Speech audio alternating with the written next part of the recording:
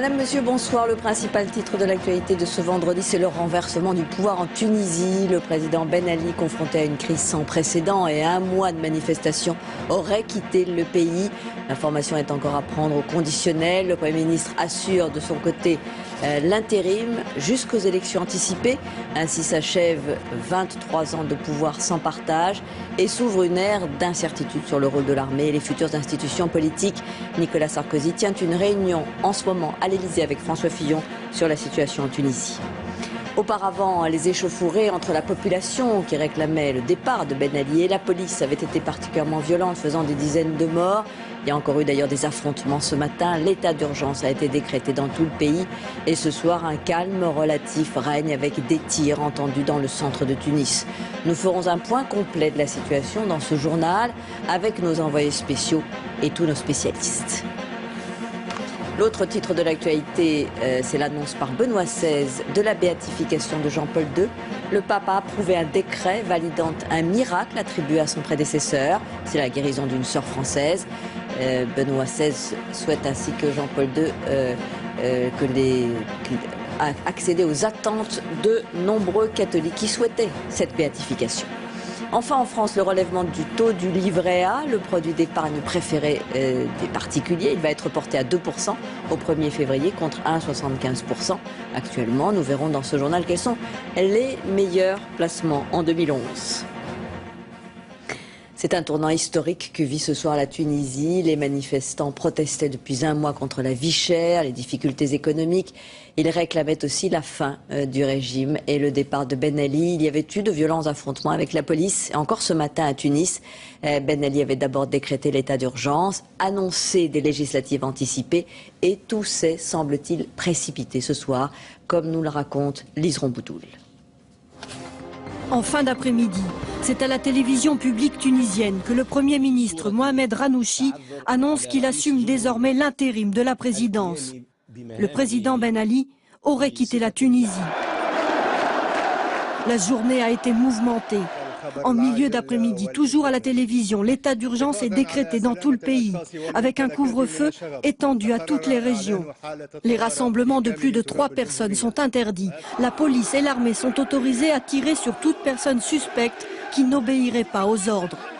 Un peu plus tôt, le président Ben Ali a limogé son gouvernement et appelé à des législatives anticipées dans 6 mois, alors même que dans les rues de Tunis et d'autres grandes villes, la colère des manifestants est devenue incontrôlable.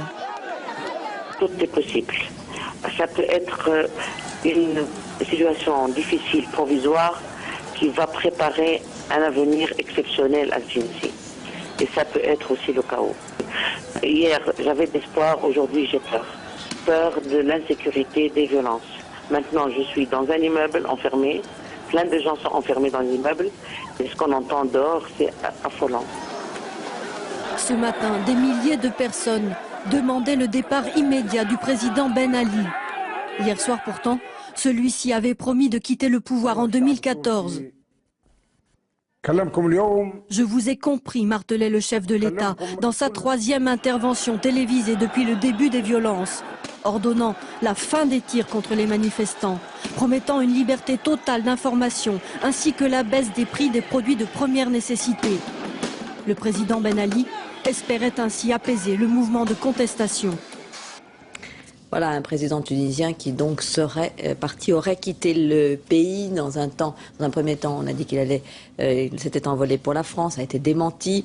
Maintenant, une information du gouvernement tunisien indique que l'avion de Ben Ali survole l'espace aérien maltais en direction du nord. Donc évidemment, plus de précisions dans quelques instants si nous sommes en mesure de vous les donner. C'est une révolte sans précédent qui secoue le pays depuis un mois. Les manifestations contre le chômage et le régime en place ont fait, on l'a dit, des dizaines de morts. La colère s'est exprimée encore toute la journée avec notamment des tirs de grenades lacrymogènes et ce soir un calme relatif règne. Nos envoyés spéciaux Olivier Santiki, Bernard Guerny et Thierry Valta ont suivi les tout derniers développements dans la capitale tunisienne.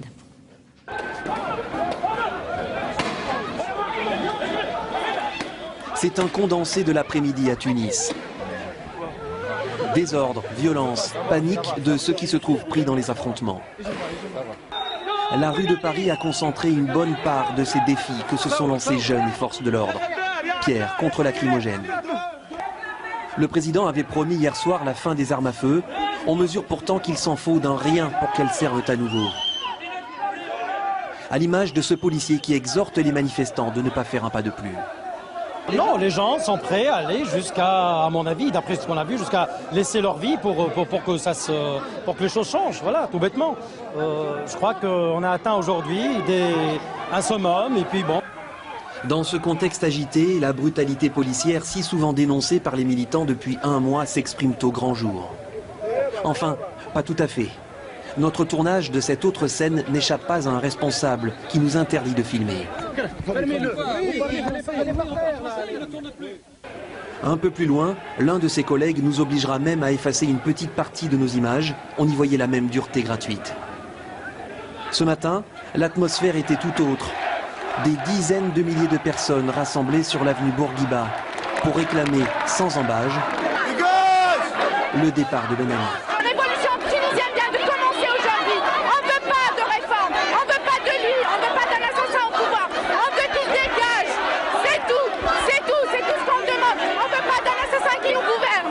Pendant près de 5 heures, la foule a chanté l'hymne national et crié sa révolte face au ministère de l'Intérieur. Selon elle, le responsable au moins exécutif de la répression. Jusqu'à la dispersion à coups de gaz et de mouvements de véhicules blindés en début d'après-midi. Hier, le président il dit on tirera plus sur la population, on a donné des ordres. Où ils sont les ordres? Ils sont appliqués les ordres? Les manifestations pacifiques, c'est même pas la peine. Mais on va pas s'arrêter, on va rester là. On va revenir. Il faut qu'on reprenne nos esprits là un petit peu et on revient. Vous n'avez pas peur que ça dégénère? On s'en fout, pourvu qu'ils sortent. Promesse tenue, les heurts et les incendies se sont poursuivis sans discontinuer jusqu'au dernier rayon du soleil. On ignore s'ils ont fait des victimes, mais l'état d'urgence qui vient d'être décrété autorise de nouveau les tirs sur les manifestants. Voilà, et on va faire avec vous, Olivier Santiquet, un tout dernier point de la situation à Tunis avant d'essayer de comprendre ce qui va se passer. Vous le disiez, des tirs dans le centre de Tunis et l'état d'urgence. L'armée est très présente. Oui, je ne sais pas si vous entendez à l'instant, où vous avez terminé de parler, des détonations sur ma gauche. On en a entendu quelques-unes tout à l'heure. Effectivement, l'armée est très présente à tous les points stratégiques de la capitale. Malgré tout, malgré ces détonations, on peut dire que c'est quand même extrêmement calme ici au centre-ville ce soir, parce qu'il y a donc ce couvre-feu de 18h à 6h du matin. Tout à l'heure, on a assisté à une scène, l'armée qui donc patrouille dans l'avenue Bourguiba, juste en dessous, a inspecté de manière un peu virile, on va dire, la voiture d'un malheureux qui pensait circuler malgré tout. Donc je pense qu'il ne faut pas s'attendre, comme on l'a vu hier soir, à des, je vais pas dire des débordements, mais une sortie populaire, massive, spontanée de la population, parce que manifestement l'armée prend son rôle très au sérieux. Et sur le plan politique, Olivier Santiquet, le Premier ministre a dit s'engager à respecter la Constitution. Il est donc président par intérim. Qu'est-ce qui peut se passer ? On connaît le calendrier politique en tout cas, puisqu'il y a donc désormais 6 mois pour former un nouveau gouvernement sous l'égide, vous l'avez dit, du Premier ministre sortant, Mohamed Ghannouchi. Il a annoncé qu'il tenait à respecter la Constitution. Il y aura aussi une enquête sur les agissements de la police, une police unanimement décriée ici pour sa violence jugée parfaitement excessive. Donc ça c'est le calendrier. Par contre, il y a une grande question, c'est qui pour succéder à Ben Ali? Parce que le président, je pense qu'on peut dire qu'il est actuellement en fuite, a passé 23 ans au pouvoir, qu'il a tenu d'une main de fer.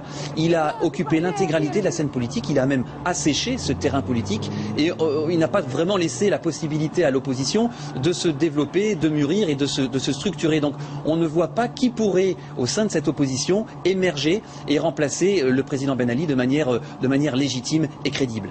Merci beaucoup Olivier Santiquet pour toutes ces explications. Alors on l'a vu avec les manifestations en Algérie il y a quelques jours. Plusieurs pays du Maghreb ont été secoués par ces échauffourées et ces protestations contre les difficultés économiques. En Tunisie, elles ont pris un tour tout à fait particulier et ont débouché ce soir sur un rejet du pouvoir. Ben Ali sera resté, vous le rappeliez Olivier, 23 ans à la tête du pays.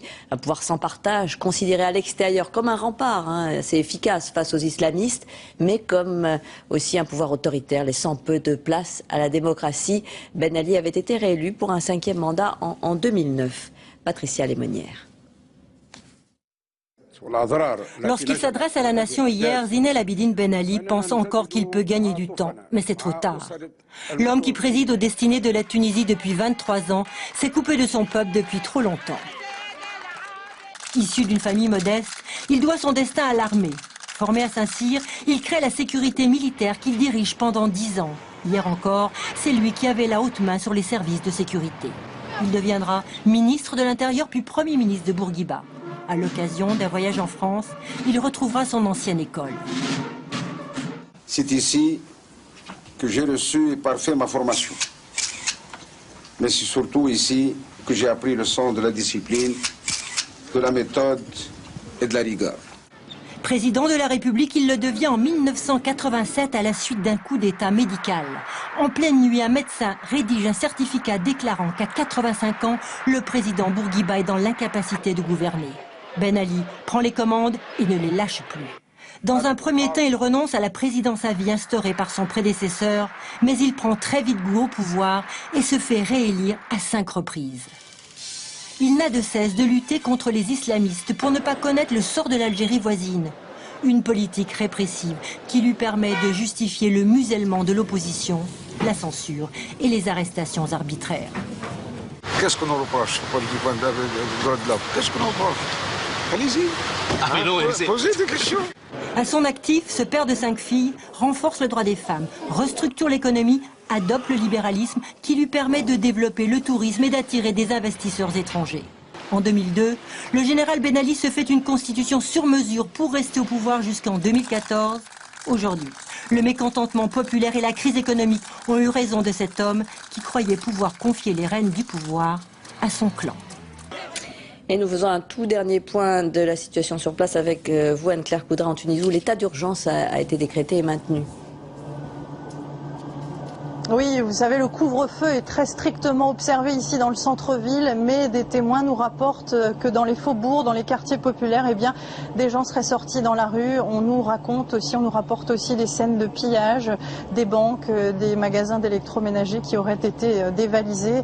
Il ne faudrait pas que face à l'euphorie immense qui règne ici depuis l'annonce du départ du président, eh bien, s'ajoute l'anarchie. Et c'est la grande crainte ici ce soir. Vous savez, la population qui depuis un mois se bat, descend dans la rue, eh bien, se retrouve aujourd'hui entre un pouvoir décapité, sans président, qui vient de quitter le territoire, et puis une opposition exsangue, éparpillée, détruite par 23 ans de dictature, et qui n'a pas plus de contrôle sur la foule que le pouvoir en place ne l'avait et ne l'a aujourd'hui. Et donc, évidemment, tout ce que les gens espèrent aujourd'hui ici, ce sont des élections démocratiques qui seraient annoncées dans les plus brefs délais pour que la Tunisie ait aujourd'hui un cap à suivre et puisse assurer tranquillement et dans la paix cette transition démocratique dont il rêve depuis 23 ans.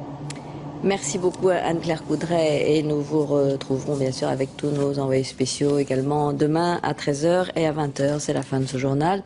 Tout de suite la météo de Louis Baudin et puis ce sera suivi du plus grand quiz de France présenté par Christophe de Chavannes et Jean-Pierre Foucault. Demain donc pour l'information. Rendez-vous est pris à 13h et 20h. Très bonne soirée. À demain.